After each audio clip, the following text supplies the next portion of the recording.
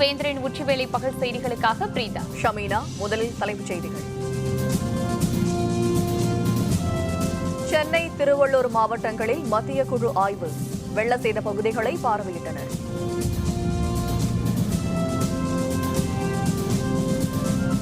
தமிழகம், புதுச்சேரியில் அடுத்த 24 மணி நேரத்தில் மழைக்கு வாய்ப்பு. சென்னை வானிலை ஆய்வு மையம் அறிவிப்பு.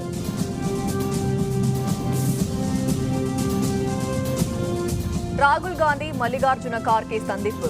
சரக்கு சேவை வரி சட்டம் பற்றி முக்கிய ஆலோசனை. பாஸ்தாவிலும் கூடுதல் காரியம் என புகார். நெஸ்லே நிறுவனத்துக்கு மீண்டும் சிக்கல். மழை வெள்ளத்தால் சேதமடைந்த வடசென்னை, திருவள்ளூர் மாவட்ட பகுதிகளில் மத்திய குழு இன்று ஆய்வு நடத்தியது. தமிழக வெள்ள சேதங்களை பார்வையிட வந்துள்ள மத்திய குழுவினர் முதல் நாள் காஞ்சிபுரம் மாவட்டத்திலும் நேற்று கடலூர் மாவட்டத்திலும் ஆய்வு நடத்தி வெள்ள சேத பகுதிகளை பார்வையிட்டனர். இன்று வடசென்னையில் தண்டையார்பேட்டை சென்னியம்மன் கோவில் தெருவில் உள்ள ஒரு பள்ளியில் தங்க வைக்கப்பட்டுள்ள பாதிக்கப்பட்ட மக்களை மத்திய குழுவினர் சந்தித்து பாதிப்பு விவரங்களை கேட்டறிந்தனர். தொடர்ந்து இளைய முதலி தெரு, வஉசி நகர், கார்கில் நகர், சடையன்குப்பம் உள்ளிட்ட பகுதிகளை அவர்கள் பார்வையிட்டனர்.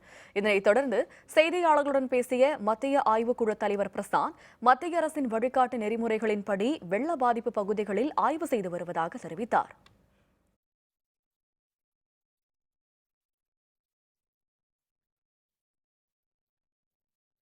சடையன்குப்பத்தை தொடர்ந்து திருவள்ளூர் மாவட்டத்தின் சாத்தாங்காடு, எண்ணூர் பாலம், மீஞ்சூர் பகுதிகளிலும் மத்திய குழுவினர் இன்று வெள்ள சேத பகுதிகளை பார்வையிட்டனர். பாதிக்கப்பட்ட மக்களிடமும் அவர்கள் குறைகளை கேட்டறிந்தனர்.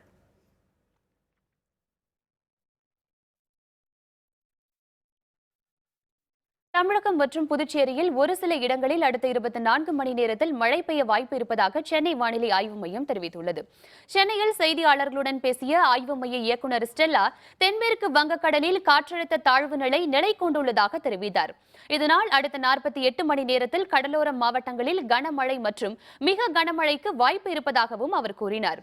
தமிழகத்தின் உள் மாவட்டங்களில் மழை பெய்யும் என்றும், சென்னையை பொறுத்தவரை வானம் மேகமூட்டத்துடன் காணப்படும் என்றும், ஓரிரு இடங்களில் மழை பெய்ய வாய்ப்பு இருப்பதாகவும் அவர் குறிப்பிட்டார். கடந்த 24 மணி நேரத்தில் அதிக அளவாக வேதாரண்யத்தில் 30 மில்லிமீட்டர் மழையும், அதிராம்பட்டினத்தில் 20 மில்லிமீட்டர் மழையும் பதிவாகி இருப்பதாகவும் வானிலை மைய இயக்குநர் ஸ்டெல்லா கூறினார். நேற்று தென்கிழக்கு வங்கக்கடலில் நிலை கொண்டிருந்த குறைந்த காற்றழுத்த தாழ்வு நிலை மேற்கே நகர்ந்து இன்று தென்மேற்கு வங்கக்கடல் மற்றும் அதனை ஒட்டியுள்ள பகுதியில் நிலை கொண்டுள்ளது. இதன் காரணமாக அடுத்த 24 மணி நேரத்தை பொறுத்தவரையில் தமிழ்நாடு மற்றும் புதுச்சேரியில் ஒரு சில இடங்களில் மழை பெய்யும் வாய்ப்புள்ளது. அடுத்த 48 மணி நேரத்தை பொறுத்தவரையில் கடலோர தமிழகம் மற்றும் புதுச்சேரியில் பெரும்பாலான இடங்களில் மழை பெய்யும், ஓரிரு இடங்களில் கன மற்றும் மிக கனமழை பெய்யும் வாய்ப்புள்ளது. சென்னை மற்றும் சுற்றுப்புறங்களில் பொதுவாக வானம் மேகமூட்டத்துடன் இருக்கும்.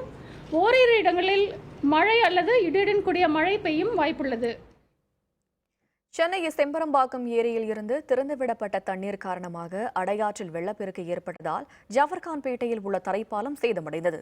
தற்பொழுது வெள்ளம் குறைந்துள்ள நிலையில் சேதமடைந்த தரைப்பாலத்தை சீரமைக்கும் பணியில் பொதுப்பணித்துறையினர் ஈடுபட்டு வருகின்றனர்.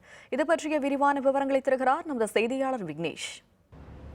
கனமழை காரணமாகவும் செம்பரம்பாக்கம் ஏரியிலிருந்து திறந்துவிடப்பட்ட தண்ணீரின் காரணமாகவும் அடையாற்றில் வெள்ளப்பெருக்கு ஏற்பட்டது. இதன் காரணமாக காசி தியேட்டர் அருகே உள்ள அந்த தரைப்பாலமானது முற்றிலுமாக மூழ்கியே தண்ணீர் சென்று கொண்டிருந்தது. கடந்த 2 நாட்களாக தண்ணீர் வடிய தொடங்கிய நிலையில் தற்போது அந்த தரைப்பாலம் முற்றிலுமாக சேதமடைந்த நிலையில் காணப்படுகிறது.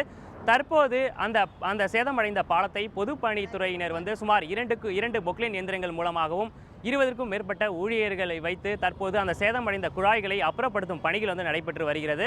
15 நாட்களுக்கு மேலாக இந்த தரைவழி பாலத்தின் மேலே செல்லக்கூடிய போக்குவரத்தானது நிறுத்தம் செய்யப்பட்டிருக்கிறது. இதன் காரணமாக பொதுமக்களும் வாகனம் செல்வோரும் மிகுந்த சிரமத்திற்கு உள்ளாகி இருக்கின்றனர். விரைவாக இந்த பணிகளை முடித்து இந்த தரைவழி போக்குவரத்தை மீண்டும் தொடங்கப்பட வேண்டும் என்பதே பொதுமக்களின் கோரிக்கையாக உள்ளது. 15 நாட்களாக பார்த்தீங்கன்னாக்கா இங்கே மழையின் காரணமாக நம்ம எல்லாருமே சுற்றி மேலே போகிற மாதிரி தான் இருக்குது. நடக்கிறவங்க, சைக்கிளில் போகிறவங்க, வாகனங்களில் போகிறவங்க சுற்றி போகிற மாதிரி இருக்குது. ஸோ இது சீக்கிரமாக எவ்வளோ சீக்கிரம் முடியுமோ அவ்வளோ சீக்கிரம் பண்ணால் எல்லாருக்கும் நல்லதாக இருக்கும். மழை பெஞ்சு கிட்டத்தட்ட ஒரு 10 நாள் ஆகுது. இது வரையும் இந்த பாலம் ரெடி பண்ணாமல் இருக்கிறாங்க. கீழே போகலான்னு பார்த்தா ஒன்றும் ரெடி பண்ணலாம், மேலே ஃபுல்லாக டிராஃபிக் ஆகுது. என்ன பண்ணது, இது எப்போ தான் பண்ணோன்னு எனக்கு தெரியல. அதனால் கொஞ்சம் குயிக்காக முடிச்சு இது பண்ணோன்னு சொல்லிட்டு நான் எதிர்பார்க்குறேன். ஓரிரு நாட்களில் மாநகராட்சி நிர்வாகம் இந்த தரைப்பாலத்தை சரி செய்யும் பணியை தொடங்கும் என எதிர்பார்க்கப்படுகிறது. வேந்தர் செய்திகளுக்காக காசி தியேட்டர் அருகே உள்ள தரைப்பாலத்திலிருந்து எஸ் விக்னேஷ். சரக்கு சேவை வரி சட்ட முன்வரைவு தொடர்பாக காங்கிரஸ் துணைத் தலைவர் ராகுல் காந்தியுடன் மக்களவை காங்கிரஸ் தலைவர் மல்லிகார்ஜுன கார்கே ஆலோசனை நடத்தினார். புதுதில்லியில் பிரதமர் நரேந்திர மோடி நேற்று காங்கிரஸ் தலைவர் சோனியா காந்தி, முன்னாள் பிரதமர் மன்மோகன் சிங் ஆகியோருக்கு தேநீர் விருந்து அளித்தார். அப்போது நாடாளுமன்றத்தில் நிலுவையில் இருக்கும் சரக்கு சேவை வரி சட்ட முன்வரைவு உள்பட பல்வேறு சட்ட முன்வரைவுகள் பற்றி ஆலோசனை நடத்தப்பட்டது. இந்த நிலையில் புதுதில்லியில் இன்று காங்கிரஸ் துணைத் தலைவர் ராகுல் காந்தியை சந்தித்த மக்களவை காங்கிரஸ் தலைவர் மல்லிகார்ஜுன கார்கே சரக்கு சேவை வரி சட்ட முன்வரைவு பற்றி விரிவாக விவாதித்தார். இதனிடையே சரக்கு மற்றும் சேவை வரி சட்ட முன்வரைவு நாடாளுமன்றத்தில் விரைவில் நிறைவேற்றப்படும் என மத்திய அமைச்சர் வெங்கையா நாயுடு நம்பிக்கை தெரிவித்துள்ளார். I think a positive beginning has been made. So that being the case, I am confident, I am optimistic that in the next round of discussions we'll be able to take the bill before the parliament. Maggi நூடுல்ஸை தொடர்ந்து Nestle நிறுவன தயாரிப்பான பாஸ்தாவில் அனுமதிக்கப்பட்ட அளவை விட கூடுதலாக காரியம் கலந்திருப்பதாக உத்தரப்பிரதேச உணவு கட்டுப்பாட்டுத்துறை தெரிவித்துள்ளது. மேகி நூடுல்ஸில் அனுமதிக்கப்பட்ட அளவை விட சுவையூட்டும் வேதிப்பொருட்கள் கூடுதலாக சேர்க்கப்பட்டுள்ளதாக அண்மையில் புகார் எழுந்தது. இதனையடுத்து நாடு முழுவதும் மேகி நூடுல்ஸ் விற்பனைக்கு உணவு கட்டுப்பாட்டு தர ஆணையம் தடை விதித்தது. இதற்கான தடை அண்மையில் நீக்கியதை தொடர்ந்து மேகி நூடுல்ஸை நெஸ்லே நிறுவனம் மீண்டும் விற்பனைக்கு கொண்டு வந்தது. இந்நிலையில் நெஸ்லே நிறுவனத்தின் மற்றொரு தயாரிப்பான பாஸ்தாவில் அனுமதிக்கப்பட்ட அளவை விட கூடுதலாக காரியம் கலந்திருப்பது ஆய்வில் கண்டுபிடிக்கப்பட்டுள்ளதாக உத்தரப்பிரதேச உணவு கட்டுப்பாட்டுத்துறை தெரிவித்துள்ளது. இந்த புகாரை மறுத்துள்ள நெஸ்லே நிறுவனம் தங்கள் நிறுவனத்தில் பாஸ்தா உணவுப் பொருட்கள் பாதுகாப்பானவை என்று விளக்கமளித்துள்ளது. जो नेस्ले मैगी का जो प्रोडक्ट है मैकरोनी पास्ता, उसका 10 जून को मऊ जनपद में जो सैंपल लिया गया था उसमें जो लेड की मात्रा जो अनुमान्य है 2.5 mg, उसकी जगह 5.984 ppm की मात्रा निकली है.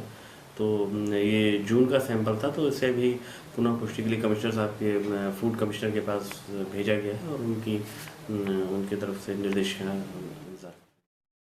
பாகிஸ்தான் உளவாளி என்று கருதப்படும் ஒருவர் உத்தரப்பிரதேச மாநிலத்தில் கைது செய்யப்பட்டார். அவரிடமிருந்து இந்திய ராணுவம் தொடர்பான ஆவணங்கள் பறிமுதல் செய்யப்பட்டன. பாகிஸ்தான் தலைநகர் இஸ்லாமாபாத்தை சேர்ந்தவர் முகமது அஜ்யாஸ் என அழைக்கப்படும் முகமது கலாம். வங்கதேசம் வழியாக உத்தரப்பிரதேசத்திற்குள் ஊடுருவிய இவர் அங்குள்ள பரேலியில் வீடு எடுத்து தங்கியிருந்தார். பாகிஸ்தான் உளவாளியாக கருதப்படும் இவரை மீரட் நகரில் வைத்து இந்திய பாதுகாப்பு படையினர் கைது செய்தனர். முகமது அஜ்யாஸிடமிருந்து இந்திய ராணுவம் தொடர்பான சில ஆவணங்கள் கைப்பற்றப்பட்டன. ஏடிஎம் அட்டை, போலி பெயரில் வாக்காளர் அடையாள அட்டை, செல்போன், மடிக்கணினி போன்றவை பறிமுதல் செய்யப்பட்டன. கடந்த 2.5 ஆண்டுகளாக பாகிஸ்தான் ISI உளவு அமைப்புக்கு வேலை செய்து வருவதாக ஒப்புக்கொண்டதாக கூறப்படுகிறது.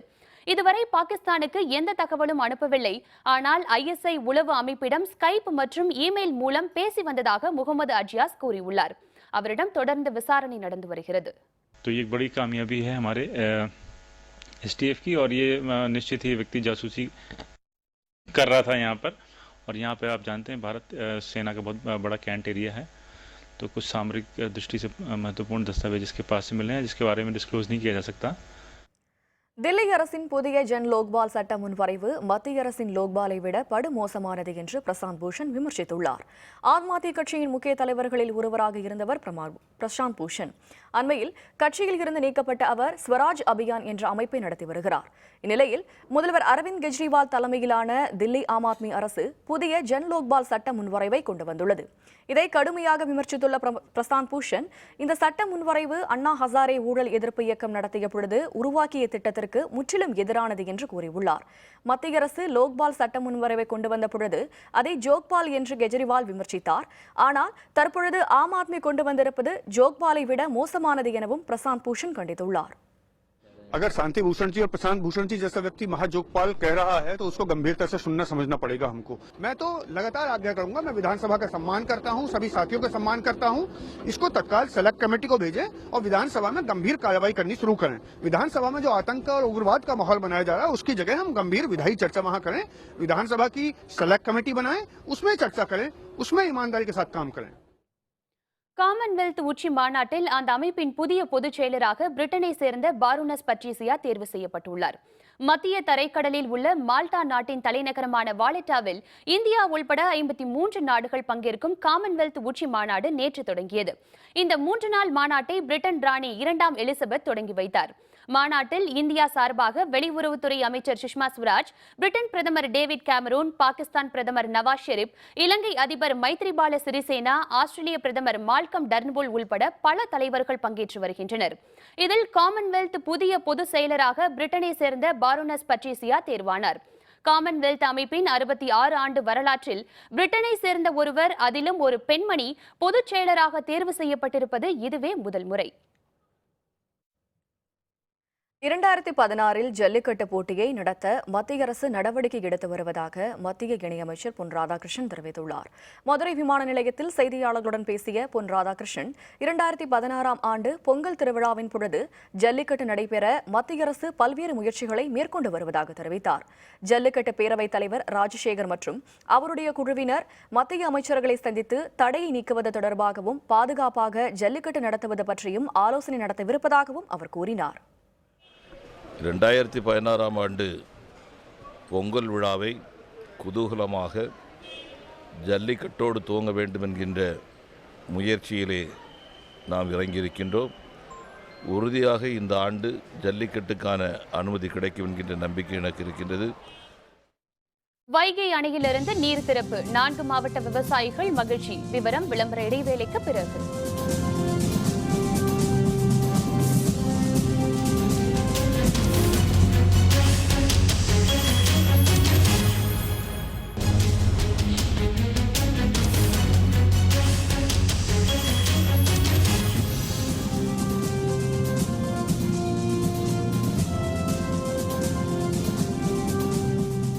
தொடர்கின்றன. தேனி மாவட்டத்தில் உள்ள வைகை அணையிலிருந்து முதல்வர் ஜெயலலிதாவின் உத்தரவின்படி இன்று பாசனத்திற்காக தண்ணீர் திறந்துவிடப்பட்டது. இதன் மூலம் மதுரை, ராமநாதபுரம் உள்பட 4 மாவட்டங்களில் உள்ள 2,59,000 ஏக்கர் விளைநிலங்கள் பாசன வசதி பெறும். இது பற்றிய விரிவான தகவல்களை தருகிறார் தேனி செய்தியாளர் செந்தில்குமார். தமிழகத்தில் வடகிழக்கு பருவமழை கொட்டி தீர்த்த நிலையில் தேனி மாவட்டத்துக்கு கிடைத்திருக்கும் மழையின் அளவை குறைவான அளவே கிடைத்தது. இந்த குறைவான அளவினை வைத்து வைகை அணையினுடைய நீர்மட்டம் 69 கனஅடியை எட்டியிருந்தது. 69 அடி தண்ணீர் எட்டியிருந்தாலும் அதனுடைய முதல் கட்ட வெள்ள அபாய எச்சரிக்கை விடப்பட்ட நிலையில் இன்று தமிழக அரசின் உத்தரவின் பேரில் வைகை அணையிலிருந்து சுமார் 1,50,046 ஏக்கர் நிலங்கள் பயன்பெறும் வகையில் 4,060 கனஅடி தண்ணீர் திறக்கப்பட்டுள்ளது. இதன் மூலம் மதுரை, சிவகங்கை, ராமநாதபுரம் உள்ளிட்ட 5 மாவட்டங்களுக்கு குறுவை சாகுபடியாக இருக்கக்கூடிய பயிரின பயிரிடப்பட்டும் விவசாயிகள் தண்ணீரை சிக்கனமாக பயன்படுத்த வேண்டும் என பொதுப்பணித்துறை அதிகாரிகள் தெரிவித்துள்ளனர். வேந்தர் டிவி செய்திகளுக்காக தேனியிலிருந்து செந்தில்குமார். தூத்துக்குடியில் வெள்ள பாதிப்பு ஏற்பட்ட பகுதிகளில் நிவாரணம் வழங்க கோரி மக்கள் நலக்கூட்டு இயக்குநர் ஆர்ப்பாட்டத்தில் ஈடுபட்டனர்.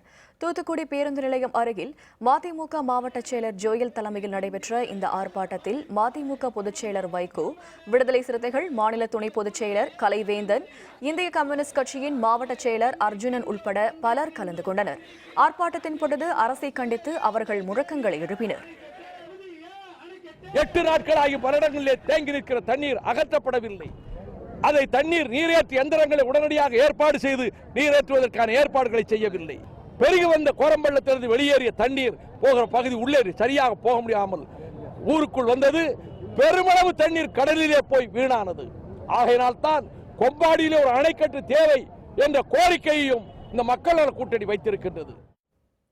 தமிழகத்தில் மது விலக்கை வலியுறுத்தி மேற்கொள்ளவிருக்கும் விழிப்புணர்வு பிரச்சாரத்திற்கு தேமுதிக தலைவர் விஜயகாந்தை சந்தித்து மக்கள் அதிகார அமைப்பின் ஒருங்கிணைப்பாளர் பாடகர் கோவன் ஆதரவு தெரிவித்துள்ளார்.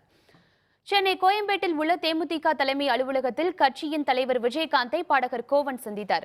பின்னர் செய்தியாளர்களுடன் பேசிய அவர், ஏற்கனவே சிறை சென்றபோது தனக்கு ஆதரவு தெரிவித்த தலைவர்களுக்கு நன்றி கூறி வருவதாக தெரிவித்தார். மேலும் மது ஒழிப்பு பற்றி மேற்கொள்ளவிருக்கும் விழிப்புணர்வு பிரச்சாரத்திற்கு ஆதரவு தெரிவிக்க கோரி தலைவர்களை சந்தித்து வருவதாகவும் கோவன் கூறினார். மது கூடாது என்கிற ஒரு பண்பாட்டை ஒரு தமிழகத்தின் பண்பாடாக மாற்ற வேண்டும் என்கிற வகையில் தொடர்ந்து பிரச்சார இயக்கத்தை மக்கள் அதிகாரம் என்கிற அமைப்பு மேற்கொள்ளவிருக்கின்றது.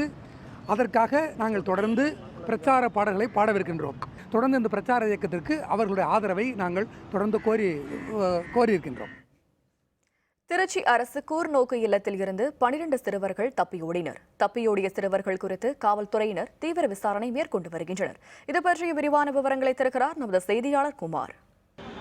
18 வயதிற்கு கீழ் உள்ளவர்கள் குற்றச்செயல்களில் ஈடுபட்டால் அவர்களை அரசினர் கூர்நோக்கு இல்லங்களில் கொண்டு வந்து சேர்ப்பது வழக்கம். அந்த வகையில் திருச்சி கீழபுலிவார் சாலையில் உள்ள அரசினர் கூர்நோக்கு இல்லத்திலிருந்து இன்று அதிகாலை இங்கிருந்த 12 சிறுவர்கள் இல்லத்தினுடைய கழிவறை ஜன்னலை அறுத்தெறிந்து தங்களுக்கு கொடுக்கப்பட்டிருந்த போர்வைகளை கயிறு போல் பயன்படுத்தி தப்பிச் சென்றுள்ளனர். இந்த சம்பவம் இப்பகுதியில் பெரும் பரபரப்பை ஏற்படுத்தியுள்ளது.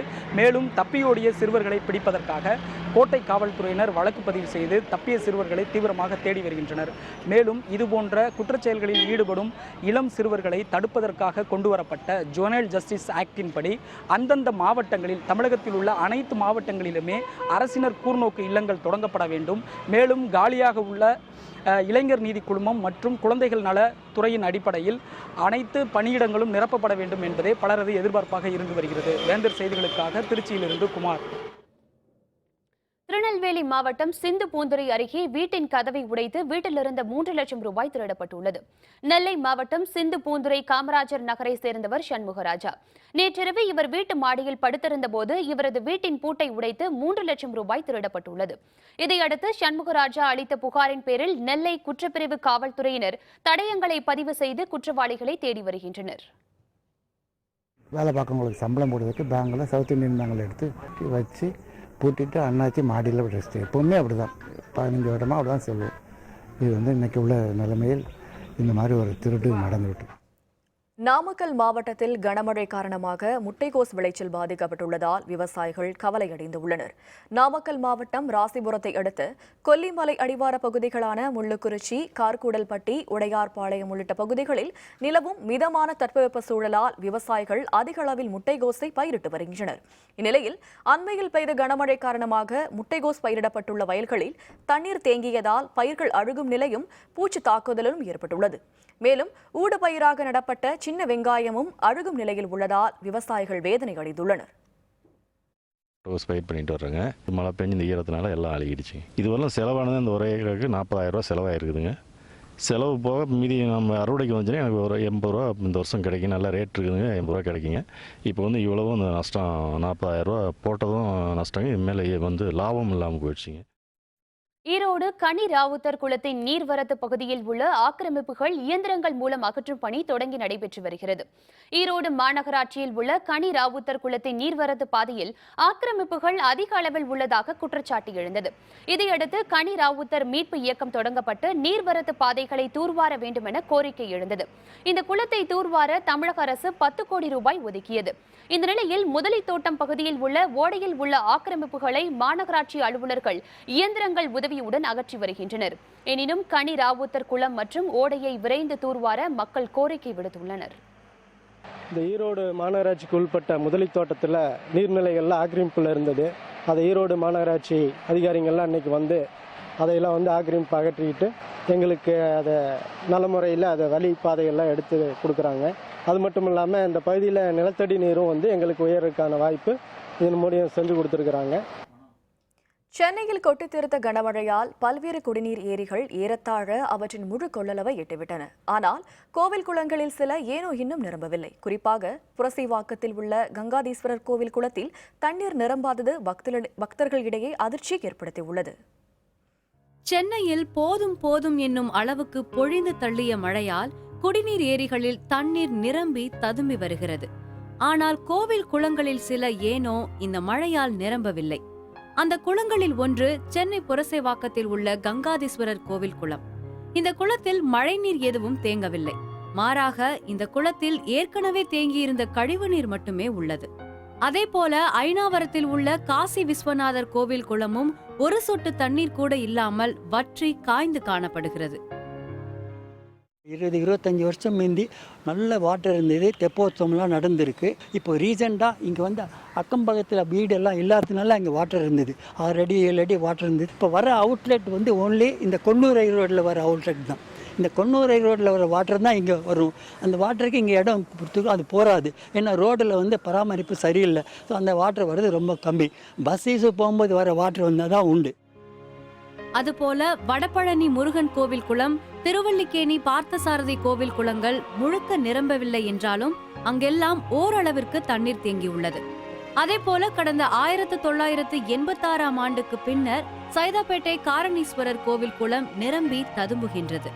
கடந்த 5 ஆண்டுகளுக்கு பிறகு நங்கநல்லூர் அர்த்தநாரீஸ்வரர் கோவில் குளமும் நிரம்பி உள்ளது. கோயில் இந்த குளம் ரொம்ப ஒரு 5 வருஷத்துக்கு மேலே ஆகுது. இந்த மழைக்கு வந்துட்டு நிறைஞ்சி ஃபுல்லாகி அவுட்ரு வெளி வழியாக போயின்னு இருக்குது.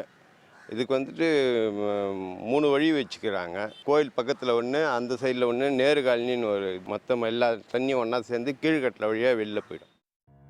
மயிலாப்பூர் கபாலீஸ்வரர் கோவில், வியாசர்பாடி ரவீஸ்வரர் கோவில், சூளை அங்காள பரமேஸ்வரி கோவில், ஓட்டேரி கந்தசாமி கோவில், நுங்கம்பாக்கம் வெங்கடேச பெருமாள் கோவில் குளங்களும் மழையால் நிரம்பி உள்ளன. இந்த கோயில் குளத்திற்கு வரும் மழைநீர் வடிகால் கால்வாய்களை சரியாக பராமரிக்காததாலும், கோயில் குளத்தை இயற்கைக்கு உகந்த வகையில் தூர்வாராமல் இயந்திரங்களை கொண்டு தூர்வாரியதாலும், கோயிலில் விழும் மழை நீர்களை சரியாக மழைநீர் வடிகால் மூலம் கொண்டு வராததாலும் இந்த குளங்கள் நீரின்றி வறண்டு கிடைக்கிறது. எனவே இந்து அறநிலையத்துறை கட்டுப்பாட்டில் உள்ள அனைத்து கோயில் குளங்களையும் மழைநீர் சேகரிப்பு திட்டத்தின் மூலம் முறையாக பராமரிக்க வேண்டும் என்பதே மக்களின் எதிர்பார்ப்பாக உள்ளது. வேந்தர் செய்திகளுக்காக பார்த்தசாரதி கோயிலிருந்து ஆர் முருகேசன். தமிழகத்தில் பரவலாக பெய்த கனமழை காரணமாக பெரும்பாலான அணைகளின் நீர்மட்டம் உயர்ந்தே காணப்படுகிறது. முக்கியமான அணைகளின் முழு கொள்ளளவையும் தற்பொழுது உள்ள நீர்மட்டத்தையும் இப்பொழுது பார்க்கலாம். மேட்டூர் அணையின் நீர்மட்டம் தற்பொழுது 91 அடியாகவும், முல்லை பெரியாறு அணை நீர்மட்டம் 138 அடியாகவும் உயர்ந்திருக்கிறது. பவானிசாகர் அணை நீர்மட்டம் 75 அடியாகவும், சோலையாறு அணை நீர்மட்டம் தற்பொழுது 88 அடியாகவும் உள்ளது. பரம்பிக்குளம் அணையின் நீர்மட்டம் தற்பொழுது 55 அடியாகவும், ஆழியாறு அணை நீர்மட்டம் 118 அடியாகவும் உயர்ந்திருக்கிறது. அமராவதி அணை நீர்மட்டம் தற்பொழுது 87 அடியாகவும், திருமூர்த்தி அணை நீர்மட்டம் 49 அடியாகவும் அதிகரித்திருக்கிறது. கிருஷ்ணகிரி அணை நீர்மட்டம் தற்பொழுது 51 அடியாகவும், சாத்தனூர் அணை நீர்மட்டம் 117 அடியாகவும் அதிகரித்துள்ளது. வைகை அணையின் தற்பொழுதைய நீர்மட்டம் 68 அடியாக அதிகரித்திருக்கிறது. சேர்வலாறு அணையின் நீர்மட்டம் 150 அடியாக உயர்ந்துள்ளது. பேச்சுப்பாறை அணை நீர்மட்டம் 45 அடியாகவும், பெருஞ்சாணி அணை நீர்மட்டம் 74 அடியாகவும் உயர்ந்து இரு அணைகளும் நிரம்பும் தருவாயில் உள்ளன. பாபநாசம் அணையின் நீர்மட்டம் 135 அடியாகவும், மணிமுத்தாறு அணையின் நீர்மட்டம் 90 அடியாகவும் உள்ளது. அமெரிக்க மருத்துவமனையில் துப்பாக்கிச்சூடு, 3 பேர் பலி, 9 பேர் படுகாயம். விவரம் விளம்பர இடைவேளைக்கு பிறகு.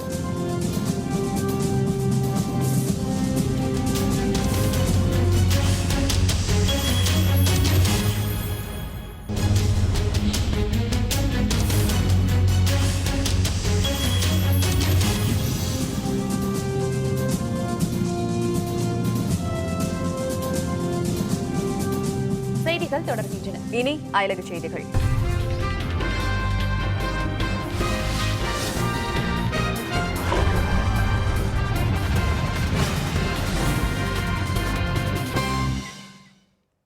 அமெரிக்காவின் கொலராடோ மாகாணத்தில் அடையாளம் தெரியாத ஒருவர் மருத்துவமனைக்குள் நுழைந்து துப்பாக்கியால் சுட்டதில் 3 பேர் பலியானார்கள், 9 பேர் காயமடைந்தனர். அமெரிக்கா கொலராடோ மாகாணத்தில் உள்ள 2வது பெரிய நகரம் கொலராடோ ஸ்பிரிங்ஸ். இங்குள்ள கருத்தடை மருத்துவமனைக்குள் நுழைந்த ஒருவர் துப்பாக்கியால் சரமாரியாக சுட்டதில் காவல்துறை அலுவலர் உட்பட ஒருவர் 3 பேர் உயிரிழந்தனர். 5 காவல்துறையினர் உட்பட 9 பேர் காயமடைந்தனர். 5 மணி நேர துப்பாக்கிச் சண்டைக்கு பின் அந்த நபரை காவல்துறையினர் கைது செய்தனர். அவரிடம் விசாரணை மேற்கொள்ளப்பட்டு வருகிறது. சிலி நாட்டின் வடக்கு கடற்கரை பகுதியில் இன்று 6.2 அளவுக்கு நிலநடுக்கம் ஏற்பட்டது. சிலி நாட்டின் ஆண்டோபகஸ்தா பகுதிக்கு 132 கிலோமீட்டர் தென்மேற்கே கடல் அடியில் 18 மைல் ஆழத்தில் இந்த நிலநடுக்கம் ஏற்பட்டது. இந்த நிலநடுக்க அதிர்வை சிலி நாட்டின் அட்டகாமா பாலைவன பகுதியில் உணர முடிந்தது. கடல் அடியில் ஏற்பட்ட இந்த நிலநடுக்கத்தால் சுனாமி எச்சரிக்கை எதுவும் வெளியிடப்படவில்லை. நிலநடுக்கத்தால் உயிரிழப்போ காயங்களோ ஏற்படவில்லை என்று சிலி நாட்டின் ஒனேமி நெருக்கடி நிலை அமைப்பு அறிவித்துள்ளது.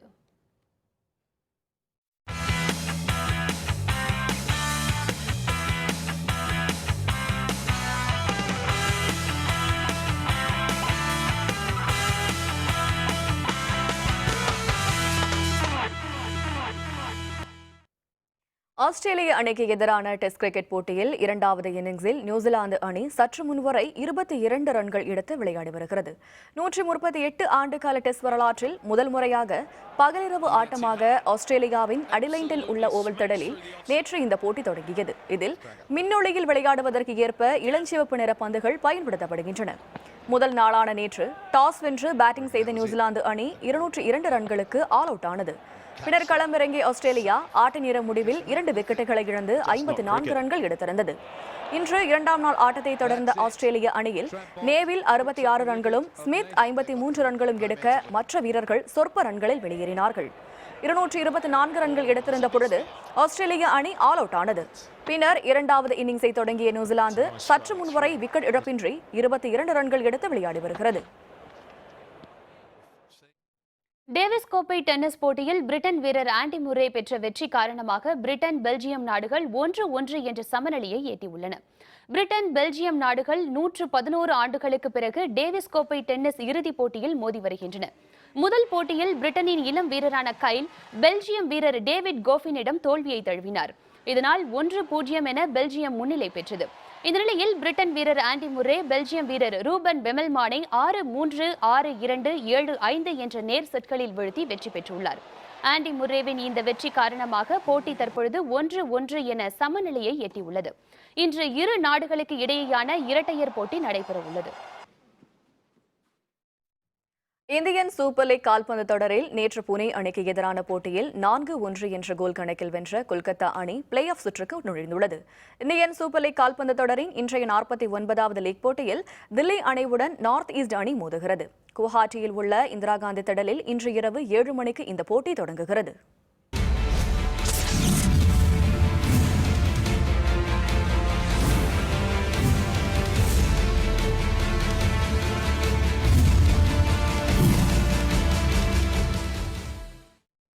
ஆபரண தங்கத்தின் விலை இன்று சவரனுக்கு 112 ரூபாய் குறைந்துள்ளது. சென்னையில் ஆபரண தங்கத்தின் விலை கிராமிற்கு 14 ரூபாய் குறைந்து 1 கிராம் 2388 ரூபாய்க்கும் சவரன் 19,104 ரூபாய்க்கும் விற்பனையாகிறது. 24 கேரட் தூய தங்கம் 10 கிராம் 150 ரூபாய் குறைந்து 25,540 ரூபாய்க்கு விற்பனை செய்யப்படுகிறது. வெள்ளி விலையில் மாற்றமின்றி 1 கிராம் 36 ரூபாய் 50 காசுகளுக்கும் கட்டி வெள்ளி 1 கிலோ 34,090 ரூபாய்க்கும் விற்பனையாகிறது.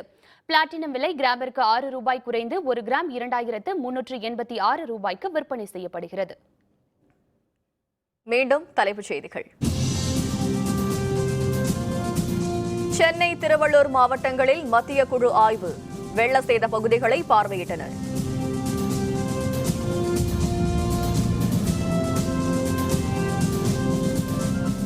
தமிழகம், புதுச்சேரியில் அடுத்த 24 மணி நேரத்தில் மழைக்கு வாய்ப்பு. சென்னை வானிலை ஆய்வு மையம் அறிவிப்பு.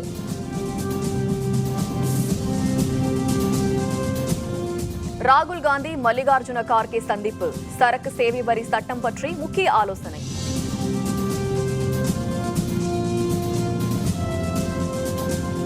பாஸ்தாவிலும் கூடுதல் காரியம் என புகார். நெஸ்லே நிறுவனத்துக்கு மீண்டும் சிக்கல். இத்துடன் வேந்தரின் உச்சிவேளை பகல் செய்திகள் நிறைவடைந்தன. மீண்டும் மாலை 6 மணிக்கு வேந்தரின் அந்தி மாலை குறுஞ்செய்திகளில் சந்திப்போம். வணக்கம்.